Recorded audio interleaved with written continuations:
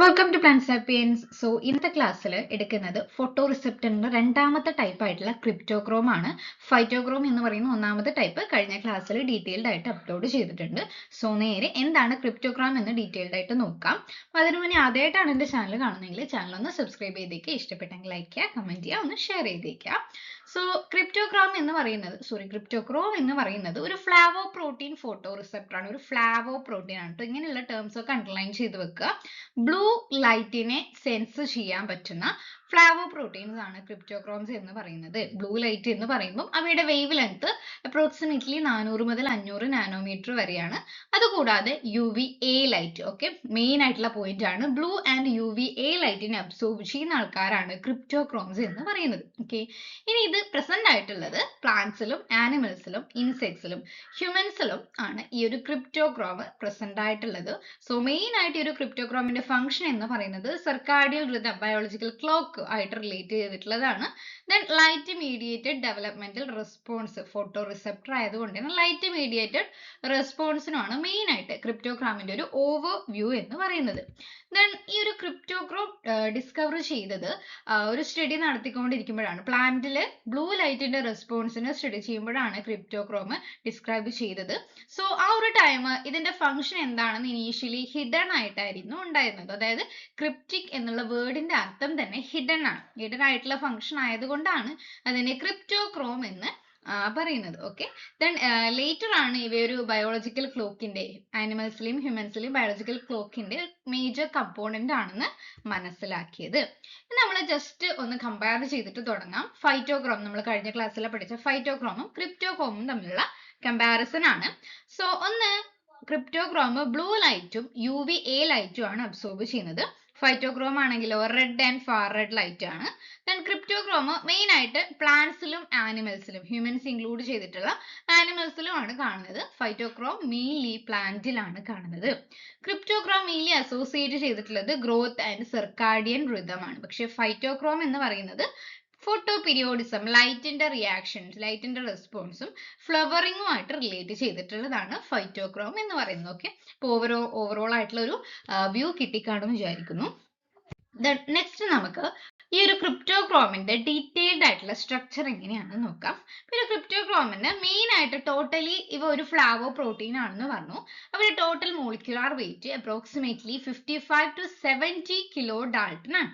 നമ്മൾ DNA photo ലയേസസ് എന്ന് പറയുന്ന, ഫോട്ടോ റിയാക്ടിവേഷൻ എന്ന് പറയുന്ന ഒരു പ്രോസസ് ഉണ്ടല്ലോ, DNA ഡാമേജ്, DNA റിപ്പയറുമായിട്ടൊക്കെ ഡാമേജുമായിട്ടൊക്കെ ബന്ധപ്പെട്ടിട്ടുള്ള ഒരു ആക്ഷൻ ആണ് DNA ഫോട്ടോ ലയേസസ് എന്ന് പറയുന്നത്. സോ അതുമായിട്ട് ആ ഒരു ഫോട്ടോ ലയേസസ് എന്ന് പറയുന്ന പ്രോട്ടീനുമായിട്ട് റിലേറ്റഡ് ആണ് ക്രിപ്റ്റോക്രോമിന്റെ സ്ട്രക്ചർ. അതും കമ്പയർ ചെയ്തിട്ട് ഞാൻ പറയുന്നുണ്ട്. മെയിൻ ആയിട്ട് ഇവ കാണുന്നത് ആനിമൽസിൽ സൈറ്റോപ്ലാസത്തിലും ന്യൂക്ലിയസിലുമാണ്. പ്ലാന്റിൽ ന്യൂക്ലിയസ് ആൻഡ് സൈറ്റോസോൾ ആണ്. സൈറ്റോപ്ലാസത്തിൽ സൈറ്റോസോളിലാണ് കാണുന്നത്. ഇനി നമുക്ക് ഡീറ്റെയിൽഡ് ആയിട്ടുള്ള സ്ട്രക്ചർ നോക്കിയാൽ മെയിൻ ആയിട്ട് സ്ട്രക്ചറൽ ഡൊമൈൻ എന്ന് പറയുമ്പോൾ രണ്ട് മെയിൻ ഡൊമൈൻ ഉണ്ട്. ഓക്കെ, ക്രിപ്റ്റോക്രോമിൽ രണ്ട് മെയിൻ ഡൊമൈൻ ഉണ്ട്. അതിലൊന്നാമത്തത് N ടെർമിനലും രണ്ടാമത്തത് ഒരു C ടെർമിനലും ആണ്. ഇതാണ് മെയിൻ ആയിട്ടുള്ള സ്ട്രക്ചറൽ ഡൊമൈൻ എന്ന് പറയുന്നത്. സോ ഫസ്റ്റ് ഡൊമൈൻ ആയിട്ടുള്ള N ടെർമിനൽ, അതിന്റെ ഫുൾ നെയിം എന്ന് പറയുന്നത് N ടെർമിനൽ ഫോട്ടോലയേഴ്സ് ഹോമോലോഗസ് റീജിയൻ ആണ്. ചുരുക്കിയിട്ട് PHR എന്ന് പറയും. ഓക്കെ, ഇതാണ് N ടെർമിനൽ ആയിട്ടുള്ള റീജിയൻ. ഈ ഒരു N ടെർമിനൽ റീജിയന്റെ പ്രത്യേകതകൾ നോക്കാം. ദേ ആർ ഹൈലി കൺസേർവ്ഡ് ആയിട്ടുള്ള ഡൊമൈൻ ആണ്. ഈ ഒരു ഡൊമൈൻ ആണ് ഫോട്ടോ ലയേസസുമായിട്ട് സിമിലാരിറ്റി, DNA ഫോട്ടോ ലയേസസുമായിട്ട് സിമിലാരിറ്റി കാണിക്കുന്നത്. ലൈറ്റ് അബ്സോർബ് ചെയ്യാനുള്ള എബിലിറ്റി എന്ന് പറയുന്നത് ഈ ഒരു N ടെർമിനലിലാണ്. മെയിൻലി അപ്രോക്സിമേറ്റ്ലി 500 അമിനോ ആസിഡ്സുകളായിരിക്കും ഈ ഒരു N ടെർമിനലിൽ ഉണ്ടായിട്ടുള്ളത്. സോ ഈ ഒരു PHRന്റെ കമ്പോണന്റ് എന്ന് പറയുമ്പോൾ FAD ബൈൻഡിങ് സൈറ്റ് ആണ്. ഓക്കെ, FAD വന്ന് ബൈൻഡ്, FAD എന്ന് പറയുന്നത് നമ്മുടെ ക്രോമോഫോർ ആണ് കേട്ടോ. ആ ഒരു FAD വന്ന് ബൈൻഡ് ചെയ്യാനുള്ള ഒരു സൈറ്റ്. ദെൻ ആൽഫ ഹെലിസസും ബീറ്റ ഷീറ്റ്സും ഉണ്ട്. ഇലക്ട്രോൺ ട്രാൻസ്ഫർ പാത്വേ, ഈ 3 കമ്പോണൻസ് ആണ് PHRുമായിട്ട് റിലേറ്റ് ചെയ്തിട്ടുള്ളത്. അതായത് ഈ ഒരു N ടെർമിനലിൽ FAD എന്ന് വന്ന് ബൈൻഡ് ചെയ്യും. FAD എന്ന് പറയുന്നത് ക്രോമോഫോർ ആണ്. ആ ഒരു ക്രോമോഫോർ വന്ന് ബൈൻഡ് ചെയ്യാൻ വേണ്ടിയിട്ടുള്ള ഒരു സൈറ്റ് ഉണ്ട്. ദെൻ ആ വന്ന് ബൈൻഡ് ചെയ്താൽ ആ ക്രോമോഫോർ ആണ് actually blue and UVA light absorb ചെയ്യുന്നത്. ഓക്കെ, ദെൻ അതിനുശേഷം അവ ഹെലിക്സ് എന്താവാ ഫോൾഡിങ് നടത്തിയിട്ട് ഒരു സ്റ്റേബിൾ ആയിട്ടുള്ള ഫോൾഡിങ് പാറ്റേണിനെയാണ് ആൽഫ ഹെലിസസ് അല്ലെങ്കിൽ ബീറ്റ ഷീറ്റ്, ഈ രണ്ട് ടൈപ്പിലാണ് ഫോൾഡിങ് നടക്കുന്നത്, പ്രോട്ടീൻ ഫോൾഡിങ്. ദെൻ അതിനുശേഷം ഇവ എന്ത് ചെയ്യും, ഇലക്ട്രോൺ ട്രാൻസ്ഫർ പാത്വേക്ക് കാരണമാകുന്നുണ്ട്. അതായത് കൺസേർവ്ഡ് ട്രിപ്റ്റോഫാൻ റെസിഡ്യൂസ്, ഇതിലുള്ള കൺസേർവ്ഡ് ആയിട്ടുള്ള ട്രിപ്റ്റോഫാൻ റെസിഡ്യൂസ് ആണ് ഈ ഒരു ഇലക്ട്രോൺ ട്രാൻസ്ഫറിന് ഹെൽപ്ഫുൾ ആകുന്നത്. ദെൻ ആ ഒരു ഇലക്ട്രോൺ ട്രാൻസ്ഫർ, അതായത് ലൈറ്റ് വന്നു, ലൈറ്റ് അബ്സോർബ് ചെയ്ത് കഴിഞ്ഞാൽ FAD എന്ത് ചെയ്യും, ഫോട്ടോ റിഡക്ഷൻ നടക്കും, ഇലക്ട്രോൺസിനെ ആഡ് ചെയ്യും, ആ ഇലക്ട്രോണിനെയാണ് ആക്ച്വലി ട്രാൻസ്ഫർ ചെയ്യുന്നത്. ഓക്കെ, അതാണ് N terminal photo liars. Photo liars എന്ന് പറയുമ്പോൾ ലൈറ്റ് വരുന്നു, ബ്രേക്ക് ചെയ്യുന്നു, ഇലക്ട്രോൺ ട്രാൻസ്ഫർ ചെയ്യുന്നു, അതാണ് ചുരുക്കി പറഞ്ഞാൽ ഈ ഒരു എൻ ടെർമിനൽ എന്ന് പറയുന്നത്. രണ്ടാമത്തേതാണ് സി ടെർമിനൽ എക്സ്റ്റൻഷൻ എന്ന് പറയും. നേരെ ഓപ്പോസിറ്റ് ആയിട്ടുള്ള ലെസ് കൺസേർവ്ഡ് ആയിട്ടുള്ള റീജിയൻ ആണ്. ഈ ഒരു റീജിയൻ ഓരോ സ്പീഷീസിലും വേരിയബിൾ ലെങ്ത് ആയിരിക്കും. സിഗ്നൽ, അതായത് ഇലക്ട്രോൺ ഉണ്ടായി കഴിഞ്ഞാൽ ഈ ഒരു സിഗ്നലിന്റെ ട്രാൻസ്ഡക്ഷൻ എന്ന് പറയുന്നത് ഈ ഒരു സി ടെർമിനൽ ആണ് ഇമ്പോർട്ടന്റ് ആയിട്ട് നടത്തുന്നത്. അതായത് ഈ ഒരു സി ടെർമിനൽ ഇവിടെ ലൈറ്റ് അബ്സോർബ് ചെയ്യല്ലോ, ഈ ഒരു ക്രോമോഫോർ ലൈറ്റ് അബ്സോർബ്, ഞാൻ ഡീറ്റെയിൽ ആയിട്ട് മെക്കാനിസം പറയുന്നുണ്ട്. ലൈറ്റ് അബ്സോർബ് ചെയ്യുമ്പം സി ടെർമിനലിൽ കൺഫർമേഷൻ ചേഞ്ച് ഉണ്ടാകും. അവ ട്രാൻസ്ക്രിപ്ഷൻ ഫാക്ടറുമായിട്ടും ക്ലോക്ക് പ്രോട്ടീൻ, സർക്കാഡിയം റിതവും ആയിട്ട് റിലേറ്റ് ചെയ്തിട്ടുള്ള പ്രോട്ടീൻ ആയിട്ടൊക്കെ ഇന്ററാക്ട് ചെയ്യുന്നുണ്ട്. അപ്പോൾ ബയോളജിക്കൽ ആക്ടിവിറ്റി, സർക്കാഡിയൽ റിതം മെയിൻറ്റെയിൻ ചെയ്യണമെങ്കിൽ ഈ ഒരു സി ടെർമിനൽ എക്സ്റ്റൻഷൻ ആവശ്യമാണ്. ഓക്കെ, നമുക്ക് ഈ ഒരു ക്രോമോഫോർ, അതായത് ഈ എൻ ടെർമിനലിൽ വന്ന് ബൈൻഡ് ചെയ്യുന്ന FAD ആയിട്ടുള്ള ക്രോമോഫോർ ഒന്ന് പരിചയപ്പെടാം. ഫ്ലാവിൻ അഡെനിൻ ഡൈന്യൂക്ലിയോടൈഡ് ആണ്.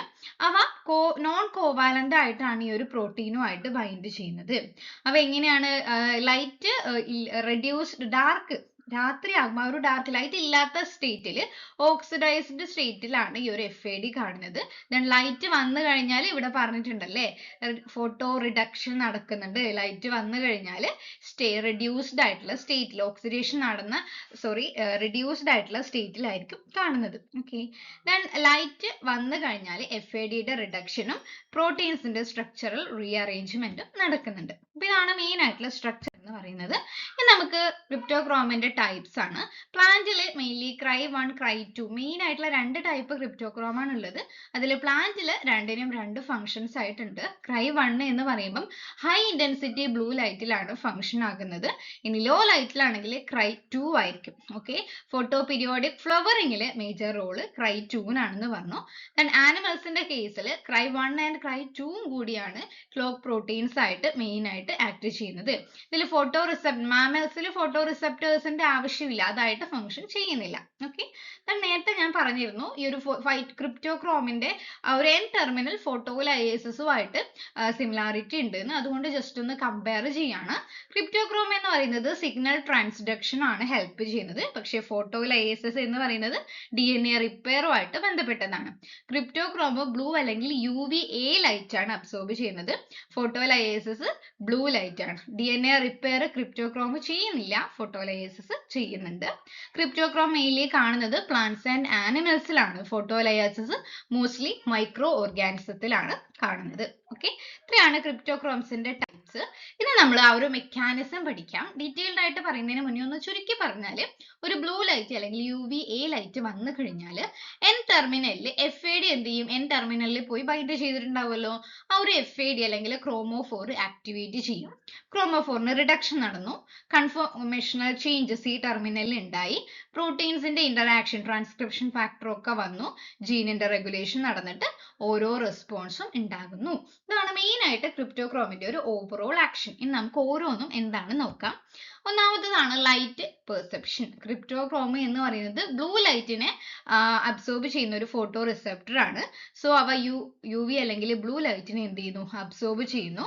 അബ്സോർബ് ചെയ്യുമ്പം FAD ആണ്, ക്രോമോഫോർ ആണല്ലോ അബ്സോർബ് ചെയ്യുന്നത്. അപ്പോൾ ക്രോമോഫോർ ആദ്യം അബ്സോർബ് ചെയ്ത് കഴിഞ്ഞാൽ രണ്ടാമത് നടക്കുന്നത് ഫോട്ടോ കെമിക്കൽ ആക്ടിവേഷൻ ആണ്. FAD എന്ന് പറയുന്നത് ഡാർക്കിൽ ഓക്സിഡൈസ്ഡ് ആയിട്ടുള്ള സ്റ്റേറ്റിൽ തന്നെ നിൽക്കും. പക്ഷെ ഇവിടെ ലൈറ്റ് പെർസീവ് ചെയ്ത് കഴിഞ്ഞാൽ FADക്ക് എന്ത് സംഭവിക്കും? ആ ക്രോമോഫോറിന് റിഡക്ഷൻ നടക്കുന്നു, ഫോട്ടോ റിഡക്ഷൻ നടക്കുന്നു. ഫോട്ടോ റിഡക്ഷൻ നടക്കുമ്പോൾ ഇലക്ട്രോൺസ് അവിടെ ഫോം ചെയ്യുകയാണ്. ഇലക്ട്രോൺസ് ഫോം ചെയ്യുമ്പോൾ ഇലക്ട്രോണിന്റെ ട്രാൻസ്ഫർ നടക്കുന്നു. ഏതിലൂടെയാണ്? കൺസേർവ്ഡ് ട്രിപ്റ്റോഫാൻ റെസിഡ്യൂ വഴി. ഓക്കെ, ദെൻ ഈ ഒരു ഇലക്ട്രോൺ ട്രാൻസ്ഫർ പ്രോട്ടീനിന്റെ ആക്ടിവേഷനെ ട്രിഗർ ചെയ്യുന്നു. ലൈറ്റ് അബ്സോർബ് ചെയ്യുന്നു, FAD ആണ് അബ്സോർബ് ചെയ്യുന്നത്. FADയുടെ റിഡക്ഷൻ നടക്കുന്നു, ഇലക്ട്രോൺ ഫോം ചെയ്യുന്നു, പ്രോട്ടീൻ ആക്ടിവേഷനെ ട്രിഗർ ചെയ്യുന്നു. പ്രോട്ടീൻ ആക്ടിവേഷനെ ട്രിഗർ ചെയ്യുമ്പോൾ ലൈറ്റ് ഇൻഡ്യൂസ്ഡ് FAD റിഡക്ഷൻ, അതായത് FAD റിഡ്യൂസ് ചെയ്യുമ്പോൾ സ്ട്രക്ചറൽ ചേഞ്ചസ് ഉണ്ടാകും. ഏത് പ്രോട്ടീൻ ആണ്? C ടെർമിനലിലാണ്. ഇതൊക്കെ N ടെർമിനലിലാണ് നടക്കുന്നത്. ദെൻ C ടെർമിനലിൽ ആ ഒരു ചേഞ്ച് ഉണ്ടാകും. അപ്പൊ ഈ ഒരു C ടെർമിനലിൽ എക്സ്റ്റൻഷൻ ചേഞ്ച് ഉണ്ടാകുമ്പോൾ അവ എന്ത് ചെയ്യും? ഇന്ററാക്ഷൻ സൈറ്റ്സ് ആക്ടിവേറ്റ് ആകും. അവയിലുള്ള ട്രാൻസ്ക്രിപ്ഷൻ ഫാക്ടേഴ്സ് ഒക്കെ വന്ന് ഇന്ററാക്ട് ചെയ്യേണ്ട സൈറ്റ്സ് ആക്റ്റീവ് ആകും. സോ ഈ ഒരു C ടെർമിനലിൽ പോയിട്ട് ഡിഫറെന്റ് ആയിട്ടുള്ള ക്ലോക്ക് പ്രോട്ടീൻസും ട്രാൻസ്ക്രിപ്ഷൻ ഫാക്ടേഴ്സും ഒക്കെ വന്നിട്ട് ബൈൻഡ് ചെയ്യും. ഓക്കെ, അത് പ്ലാന്റിന്റെ കേസിലാണെങ്കിൽ ക്രിപ്റ്റോക്രോമി എന്ന് പറയുന്നത് COP1 എന്ന് പറയുന്ന റെപ്രസർ പ്രോട്ടീനെ ഇൻഹിബിറ്റ് ചെയ്യാൻ സഹായിക്കുന്നുണ്ട്. ഈ ഒരു COP1 ഇൻഹിബിഷൻ നടന്നു കഴിഞ്ഞാലാണ് ട്രാൻസ്ക്രിപ്ഷൻ ഫാക്ടേഴ്സ്, ലൈറ്റ് സെൻസിറ്റീവ് ആയിട്ടുള്ള ട്രാൻസ്ക്രിപ്ഷൻ ഫാക്ടേഴ്സ് വന്നിട്ട് ബൈൻഡ് ചെയ്യുന്നത്. അപ്പൊ ഇതൊക്കെ നടക്കുന്നത് C ടെർമിനലിലോട്ടാണ് കേട്ടോ.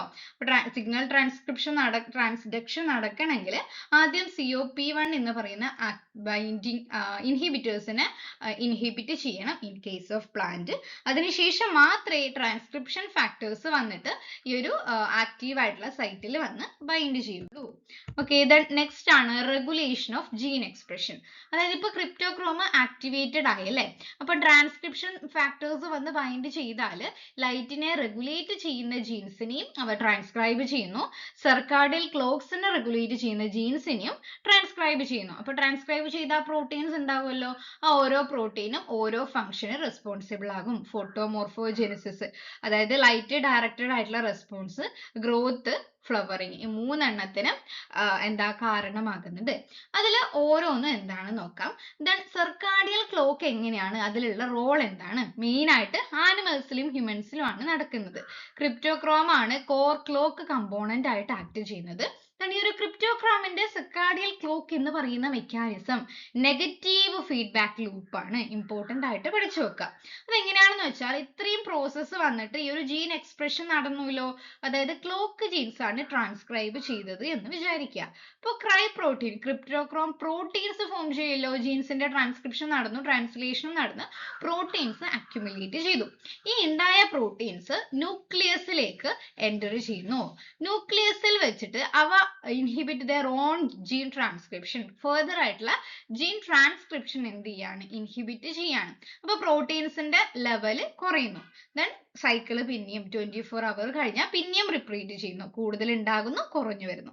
അങ്ങനെയാണ് ഒരു സർക്കാഡിയൽ ക്ലോക്ക് മെയിൻറ്റെയിൻ ചെയ്യുന്നത്. ഒരു നെഗറ്റീവ് ഫീഡ്ബാക്ക് ലൂപ്പാണ്. കുറഞ്ഞു വരികയാണ്, പിന്നെയും കൂടുകയാണ്, കുറയാണ്. അങ്ങനെയാണ് പ്രോസസ്സ് കേട്ടോ.